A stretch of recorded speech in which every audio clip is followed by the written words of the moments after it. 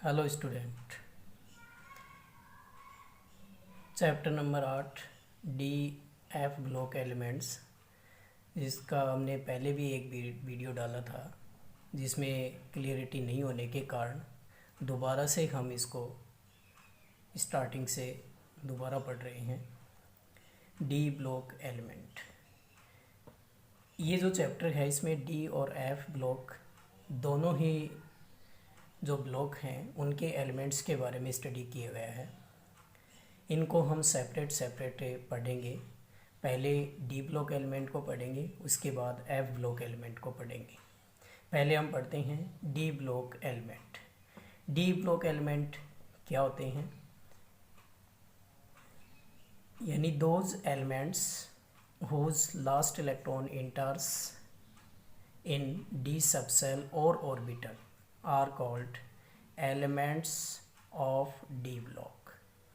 यानी कहने का मतलब ये है कि लास्ट इलेक्ट्रॉन, जैसे कि हम एस ब्लॉक एलिमेंट में भी पढ़ चुके हैं कि लास्ट इलेक्ट्रॉन या इनकमिंग इलेक्ट्रॉन यदि एस ब्लॉक या एस सबसेल या ऑर्बिटल में यदि इंटर होता है तो उसको हम एस ब्लॉक एलिमेंट बोलते हैं। इसी तरह से हमने पी ब्लॉक एलिमेंट में भी पढ़ा है कि लास्ट इलेक्ट्रॉन या इनकमिंग इलेक्ट्रॉन यदि पी ऑर्बिटल या सबसेल में इंटर होता है तो उसको हम पी ब्लॉक एलिमेंट बोलते हैं। इसी प्रकार डी ब्लॉक एलिमेंट उन एलिमेंट को बोलते हैं जिनमें इनकमिंग या लास्ट इलेक्ट्रॉन जो है वो डी सबसेल या ऑर्बिटल में इंटर होता है। तो डियर स्टूडेंट, यानी ऐसे एलिमेंट जिनमें जो लास्ट इलेक्ट्रॉन है वो यदि डी सबसेल या ऑर्बिटल में इंटर होता है तो उसको हम एलिमेंट्स ऑफ डी ब्लॉक बोलते हैं।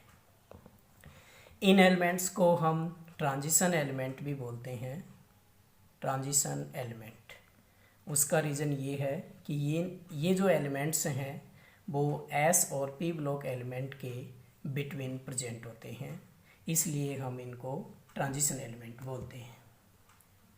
मॉडर्न डेफिनेशन के अकॉर्डिंग देखें तो ट्रांजिशन एलिमेंट इसलिए भी बोलते हैं कि इनमें ग्राउंड स्टेट और एनी स्टेबल ऑक्सीडेशन स्टेट में डी ऑर्बिटल जो है वो इनकम्प्लीटली फिल्ड होते हैं। क्या होते हैं? इनकम्प्लीटली फिल्ड होते हैं, तो इसलिए भी इनको हम ट्रांजिशन एलिमेंट बोलते हैं।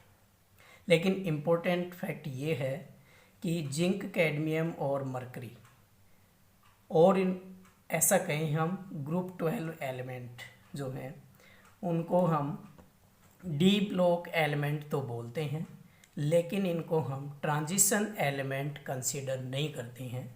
ट्रांजिशन एलिमेंट कंसीडर नहीं करते हैं, उसका कारण ये है कि ये जो एलिमेंट्स हैं यानी जिंक, कैडमियम और मरकरी, इनमें डी ऑर्बिटल्स जो हैं वो कम्प्लीटली फिल्ड होते हैं। जैसे हम इनका इलेक्ट्रॉनिक कॉन्फ़िगरेशन देखें तो जिंक जो है इसका इलेक्ट्रॉनिक कॉन्फ़िगरेशन होता है 3d10 4s2 कम्प्लीटली फिल्ड है, और कैडमियम का देखें तो 4d10 5s2 कम्प्लीटली फिल्ड है। मरकरी का देखें तो 5d10 6s2 कम्प्लीटली फिल्ड है। अर्थात यूँ कहें कि जो डी ऑर्बिटल्स हैं, चाहे वो 3d हो, चाहे वो 4d हो, चाहे 5d हो, ये कम्प्लीटली फिल्ड है।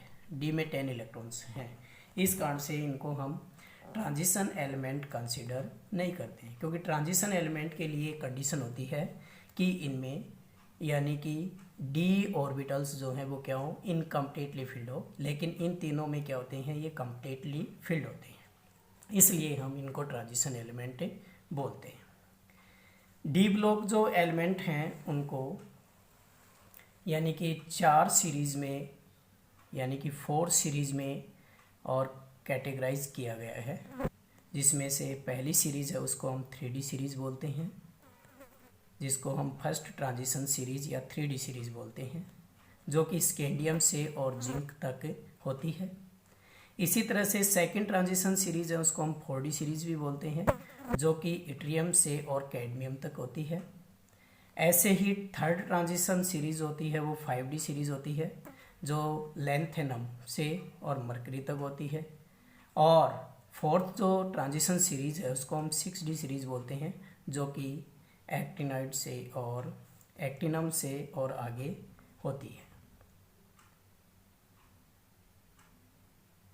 तो कुल मिला के स्टूडेंट्स जो है यानी कि जो डी ब्लॉक एलिमेंट है उनको 4 यानी सीरीज में कैटेगराइज किया गया है, 3D, 4D, 5D और 6D।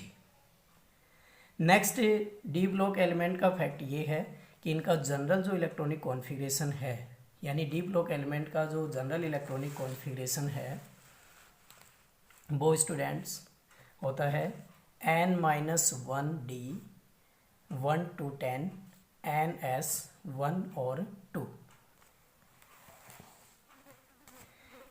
इसमें एक्सेप्शनल भी हैं जैसे कि क्रोमियम और कॉपर। क्रोमियम का electronic configuration argon 3d4 4s2 होना चाहिए, लेकिन होता है आर्गन 3d5 4s1। इसी तरह से कॉपर जो है उसका होना चाहिए आर्गन 3d9 4s2, लेकिन होता है आर्गन 3d10 4s1। इसका रीज़न ये है कि हाफ फील्ड और फुल फील्ड ऑर्बिटल की स्टेबिलिटी ज़्यादा होती है और 4s और 3d जो ऑर्बिटल हैं उनके के बीच एनर्जी डिफरेंस भी बहुत मिनिमम होता है। इस कारण से एस से इलेक्ट्रॉन ट्रांजिट होकर डी में इजीली चला जाता है और स्टेबिलिटी को गेन कर लेता है, यानी हाफ फील्ड और फुल फील्ड इलेक्ट्रॉनिक कॉन्फ़िगरेशन को गेन कर लेता है। इस कारण से इनका इलेक्ट्रॉनिक कॉन्फ़िगरेशन एक्सेप्शनल है क्रोमियम और कॉपर का। अर्थात इसके 2 रीज़न हैं। पहला रीज़न तो हमने बताया कि हाफ फील्ड और फुल फील्ड ऑर्बिटल की स्टेबिलिटी का यानी कि ज़्यादा होना, और दूसरा रीज़न ये है कि 4s और 5d जो यानी 4s और जो s और d ऑर्बिटल है उनके बीच जो एनर्जी गैप है वो मिनिमम होना। Next, properties of element of D block, यानी डी ब्लॉक एलिमेंट्स जो हैं उनकी प्रॉपर्टी क्या क्या हैं। यानी इनमें पहली प्रॉपर्टी यानी फर्स्ट प्रॉपर्टी ये है कि ऑल आर मेटल, यानी जितने भी डी ब्लॉक एलिमेंट हैं सारे के सारे मेटल होते हैं। रिप्रेजेंट सिमिलरिटी अलोंग पीरियड, यानी पीरियड के अलोंग देखें तो ये सिमिलरिटी शो करते हैं हॉरिजेंटली। थर्ड जो प्रॉपर्टीज़ है दे shows more than one oxidation state, यानी इनमें वेरिएबल ऑक्सीडेशन स्टेट होती है। क्या होती है? Variable oxidation state. इसी तरह से फोर्थ प्रॉपर्टी है शोज कैटालाइटिक प्रॉपर्टी, यानी ये कैटालिस्ट की तरह भी बिहेव करते हैं। फिफ्थ जो प्रॉपर्टी है फॉर्म कॉम्प्लेक्स कंपाउंड, यानी ये कॉम्प्लेक्स कंपाउंड भी बना सकते हैं। नेक्स्ट प्रॉपर्टी देखें तो form coloured ion and compound, यानी ये इनके जो आयन है वो कलर्ड होते हैं और ये कलर्ड कंपाउंड भी बना लेते हैं। ये भी इनकी एक स्पेसिफिक प्रॉपर्टी होती है।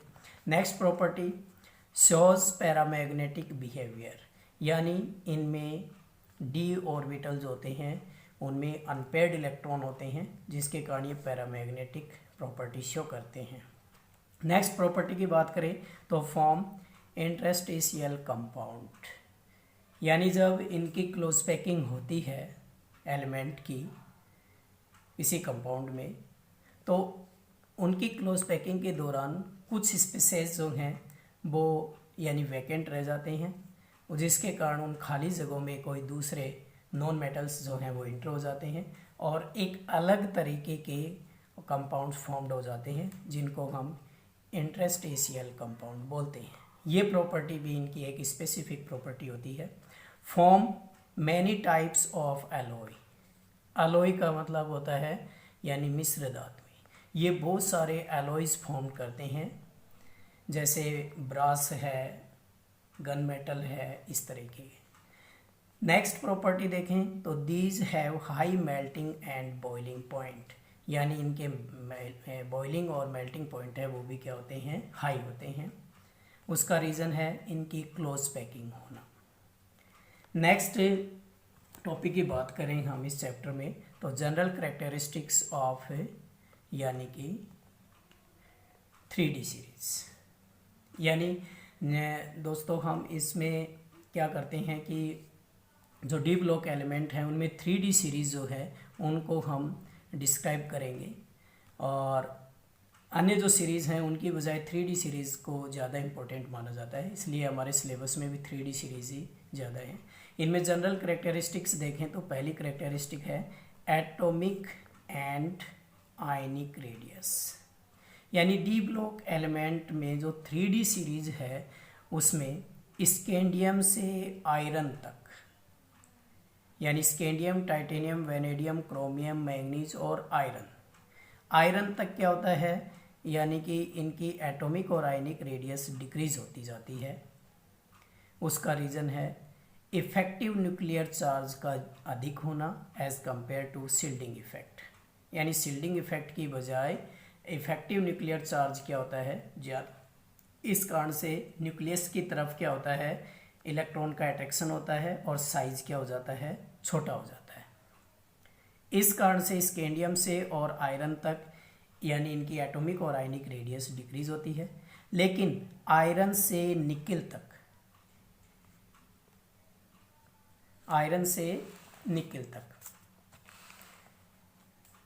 स्कैंडियम से आयरन तक तो डिक्रीज होती है, जिसका रीज़न हमने बताया कि Z effective greater than shielding effect. लेकिन आयरन से और निकिल तक, यानी आयरन के बाद जो एलिमेंट हैं जैसे scandium, titanium, vanadium, chromium, manganese और आयरन तक डिक्रीज हो गई। आयरन के बाद में और निकिल तक इफेक्टिव न्यूक्लियर चार्ज और जो शिल्डिंग इफेक्ट है ये क्या होते हैं, एक दूसरे को और एंड बैलेंस कर लेते हैं, जिसके कारण इनकी जो साइज है या एटॉमिक या आयनिक साइज है या रेडियस है वो अप्रोक्स सेम बनी रहती है। इसी तरह से निकिल से और आगे जिंक तक इलेक्ट्रॉन्स की पेयरिंग होने के कारण या number of unpaired electron decrease होने के कारण और स्लाइटली क्या हो जाती है, इंक्रीज हो जाती है। अभी स्लाइटली एटॉमिक रेडियस का इंक्रीज होने के लिए और इफेक्टिव न्यूक्लियर चार्ज रिस्पॉन्सिबल है, ये इफेक्टिव न्यूक्लियर चार्ज है वो लेस हो जाता है as compared to shielding effect. So students, atomic और आयनिक रेडियस जो है वो 3D सीरीज एलिमेंट की स्कैंडियम से आयरन तक डिक्रीज होती है, आयरन से निकिल तक अप्रोक्स सेम बनी रहती है, और कॉपर से यानी निकिल से और आगे जिंक तक स्लाइटली इंक्रीज हो जाती है। इसका रीज़न जो है वो इफेक्टिव न्यूक्लियर चार्ज और शिल्डिंग इफेक्ट है। फर्स्ट में इफेक्टिव न्यूक्लियर चार्ज ज़्यादा होता है as compared to shielding effect. Iron से निकिल तक इफेक्टिव न्यूक्लियर चार्ज और शिल्डिंग इफेक्ट अप्रोक्स सेम होते हैं, इस कारण से साइज़ में कोई डिफरेंस नहीं होता है। और निकिल से जिंक तक स्लाइटली इंक्रीज हो जाती है एटॉमिक और आयनिक रेडियस, उसका रीज़न है shielding effect is more than as compared to Z effective. तो ये तो स्टूडेंट्स बात हुई एटॉमिक और आयनिक रेडियस की। लेकिन 3D सीरीज़ के लिए हम सेकंड पॉइंट या करेक्टरिस्टिक्स की बात करें तो वो है यानी कि आयोनाइजेशन एंथैल्पी, यानी जितने भी डी ब्लॉक एलिमेंट हैं उनकी आयोनाइजेशन एंथैल्पी जो है, वो क्या होती है, आयोनाइजेशन एंथैल्पी जो है वो लेफ़्ट टू राइट, यानी कि स्कैंडियम से और हम चलते हैं कहाँ तक, यानी कि जिंक तक। 3D सीरीज़ की बात करें तो स्कैंडियम से जिंक तक आयोनाइजेशन एंथैल्पी क्या होती है, यानी इंक्रीज होती जाती है सॉरी।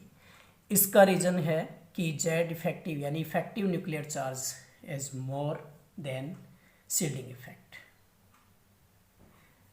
अब बात आती है स्टूडेंट्स कि आयोनाइजेशन एंथैल्पी क्या होती है। तो आयोनाइजेशन एंथैल्पी होती है कि कोई भी एटम है उसके आउटर मोस्ट सेल का जो इलेक्ट्रॉन है, जैसे मान लो कि ये आपका इलेक्ट्रॉन है, आउटर मोस्ट सेल इलेक्ट्रॉन है, इसको हमें इजेक्ट करना है, आइसोलेट करना है इसके आउटर मोस्ट सेल से गैसियस फॉर्म में। तो उसके लिए जो रिक्वायर्ड एनर्जी होगी उसको हम आयोनाइजेशन पोटेंशियल या आयोनाइजेशन एंथैल्पी बोलते हैं। अब लेफ़्ट टू राइट हम जाते हैं, यानी कि स्कैंडियम से और जिंक तक जब हम जाते हैं तो साइज़ डिक्रीज होती है, और छोटे साइज से जब हम इलेक्ट्रॉन को निकालते हैं तो एनर्जी ज़्यादा देनी पड़ती है, अतः आयोनाइजेशन एंथैल्पी की वैल्यू क्या होती है, ज़्यादा होती है। इस सीरीज़ में हम बात करें क्रोमियम और कॉपर की, तो क्रोमियम का जो इलेक्ट्रॉनिक कॉन्फ़िगरेशन है वो हाफ फील्ड होता है। इस कारण से इसकी सेकंड आयोनाइजेशन एंथैल्पी जो है, सेकंड आयोनाइजेशन एंथैल्पी, यानी इसकी जो आयोनाइजेशन एंथैल्पी है, आउटर मोस्ट सेल के एक इलेक्ट्रॉन को इजीली निकाला जा सकता है एस वाले में से, तो इजीली निकल जाता है। लेकिन दूसरे इलेक्ट्रॉन को स्टेबल कॉन्फ़िगरेशन यानी हाफ फील्ड से निकालेंगे तो वो ज़्यादा एनर्जी देनी पड़ती है। इस कारण से second ionisation enthalpy is greater than first ionization enthalpy. इसी तरह से कॉपर जो होता है उसका इलेक्ट्रॉनिक कॉन्फ़िगरेशन 3d10 होता है। इसमें से S4s से यदि एक इलेक्ट्रॉन निकाले तो इजीली निकल जाता है, यानी लेस आयोनाइजेशन एंथैल्पी के ऊपर ही। लेकिन जब d ऑर्बिटल से यदि हम इलेक्ट्रॉन निकालते हैं तो ये फुल फिल्ड होने के कारण इलेक्ट्रॉन निकालने के लिए बहुत ज़्यादा एनर्जी की रिक्वायरमेंट होती है, अतः सेकेंड आयोनाइजेशन एंथैल्पी की वैल्यू इसके लिए भी ज़्यादा होती है। तो स्टूडेंट्स हम कह सकते हैं कि क्रोमियम और कॉपर के लिए और सेकेंड आयोनाइजेशन एंथैल्पी जो है वो इस सीरीज़ के जो जितने भी एलिमेंट्स हैं उन सभी से ज़्यादा होती है, यानी मोर होती है, मोर स्टेबल कॉन्फ़िगरेशन के कारण। इसी तरह से स्टूडेंट्स थर्ड कैरेक्टरिस्टिक्स को देखें तो वो है मेटेलिक नेचर। 3D सीरीज़ के जितने भी एलिमेंट्स हैं उनकी जो मेटेलिक नेचर है वो उनमें 3 तरह की क्रिस्टल स्ट्रक्चर्स होती है, यानी कि जिसको हम बोले ज्योमेट्री होती है। वो कौन कौन सी हैं? BCC यानी body centred cubic structure, CCP cubic close packing, और इसी तरह से HCP हेक्सागोनल क्लोज पैकिंग। ये 3 तरह की यानी क्रिस्टल स्ट्रक्चर या ज्योमेट्री इनकी होती है। और इन ज्योमेट्री में क्या होता है कि जो क्लोज पैकिंग होती है एक तरह से, और उस क्लोज पैकिंग के कारण इनमें हार्डनेस आ जाती है, अर्थात मेल्टिंग और बॉइलिंग पॉइंट भी क्या हो जाते हैं, ज़्यादा। मेटेलिक नेचर जो है वो डिपेंड करती है नंबर ऑफ अनपेयर्ड इलेक्ट्रॉन, यानी कि हम ऐसा बोलें कि नंबर ऑफ अनपेयर्ड इलेक्ट्रॉन यदि इंक्रीज होते हैं तो यानी कि स्ट्रेंथ ऑफ मेटेलिक बॉन्ड वो भी क्या होती है, इंक्रीज होती है, और हार्डनेस जो होती है वो भी क्या होती है, इंक्रीज होती है। कहने का मतलब नंबर ऑफ अनपेयर्ड इलेक्ट्रॉन यदि ज़्यादा हैं तो यानी कि स्ट्रेंथ ऑफ मेटेलिक बॉन्ड भी ज़्यादा होगी, यानी मोर होती है, और हार्डनेस भी क्या हो जाती है, इंक्रीज हो जाती है।